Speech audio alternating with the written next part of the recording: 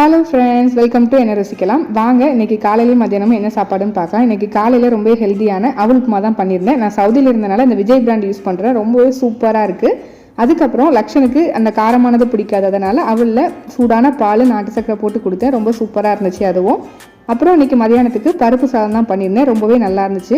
எப்போதுமே கிட்ஸுக்கு நீங்கள் லஞ்ச் பேக் பண்ணும்போது கொஞ்சம் நல்லா குறைவாக கொடுத்தீங்கன்னா மதியம் சாப்பிடும்போது கரெக்டாக இருக்கும். அதுக்கப்புறம் இதுக்கு சைடிஷாக காலிஃப்ளவர் ஃப்ரை தான் பண்ணியிருந்தேன். ரொம்ப சூப்பராக இருந்துச்சு.